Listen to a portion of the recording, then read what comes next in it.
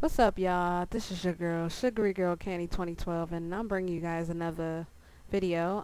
More of sort of a rant and a sort of a thought video.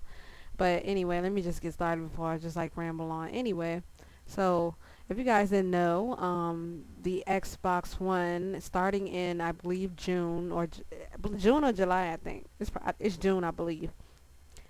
The Xbox One will be dropping down to $399 alongside the PlayStation 4, and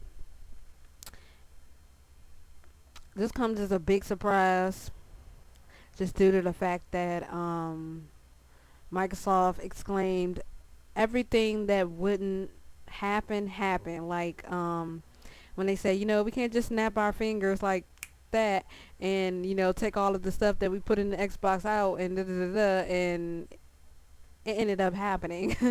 Like everything just got twisted. A lot of walls were dropped and such and such. Along with that $3.99 price, they said they're gonna also be taking Netflix and what was the other thing?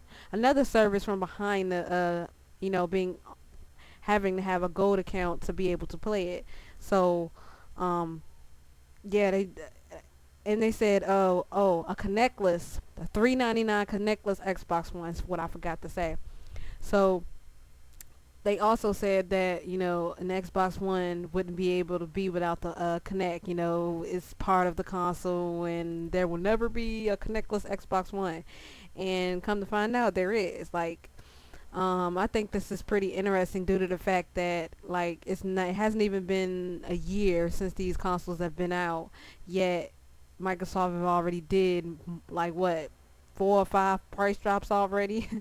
And basically this will probably either make the fifth or the fourth one, and this is like the big one due to the fact that it's going to be without the Kinect, and due to the fact that it's going to be literally side by side with the PlayStation 4. So basically when the Xbox One dropped down in price, a lot of people already start dooming and glooming the PS4, start basically saying, the PS4 sucks and the PS4 is doomed and da da da da da. I personally don't understand why people think Sony need to jump every time Microsoft does something big. This is a mistake that they caused themselves. So this is something they have to fix themselves, just like Sony did with the PlayStation 3 when they came out with it and it was 600 fucking bucks, and they expected people to get like 2 jobs to buy it. It was their problem. They had to fix that. It's not like, oh yeah, hooray, yeah, they're listening to the fans and da da da da da, when the fans have been complaining even before the console dropped. So this is basically a problem that they have to fix, and this is their fuck up, not like because they decided it was nice to listen to the fans. It's because they weren't making any money, with hardly any money. But the money that they did make with the console, I believe is like 4 million. I believe it's still practically a good thing, because the PlayStation 3 and the Xbox 360, I don't believe even did that much within the first few months. So it's still a good thing, even if it's not up to that 7 million with the PlayStation 4. So it's still a good thing, not a bad thing. But this mess up is all of them, and this is their job to fix it, just like Sony had to do with the PlayStation 3. So it's again, Sony don't have to jump every time. They don't have to jump and be scared every time Microsoft decide to do something, because for you to sit there and doubt them and believe they don't have anything under their jackets is bullshit, and you shouldn't think like that. Just like people were expecting that, since Sony's E3 of 2012, I think, wasn't that good, everybody was like, Sony's E3 isn't gonna be that good. But when Microsoft had their conference, and then Sony started dropping all these bombs, then it became a different story. So this is why I say you need to stop sleeping on them. You know what I'm saying? And stop sleeping on them, and thinking they don't have anything under their belt that they're not gonna reveal for their console. Okay, so along this, if you don't know, or if you're a Microsoft fan and you're a Halo fan, Halo is going to be coming out in fall of 2015, which is about a year and a half away. So a lot of people also start doing the whole doom and gloom thing again. I don't know why people feel like Sony should jump every time Microsoft do something like this, announce something. Oh, Sony is doomed. Once Halo comes out, it's done.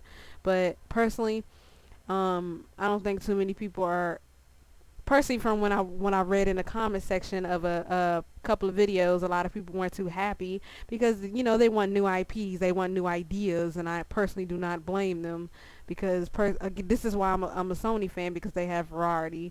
They're different. They're up to trying different things and new ideas and stuff, even if it's risky. This is why I'm a fan of Sony's console. So, I was reading the comment. It was a lot of mixed feelings. Some people wasn't really, it was like, another Halo. You know what I'm saying? I'm tired of these damn games. Can we get a new IP already? And da da da da da. And personally, for me, like, I think 4 games is the number in which 4 or 3 games is the number in which I'll probably start getting tired of a series if when I know a company is milking it, like Assassin's Creed. Good lord, they're already making another freaking game.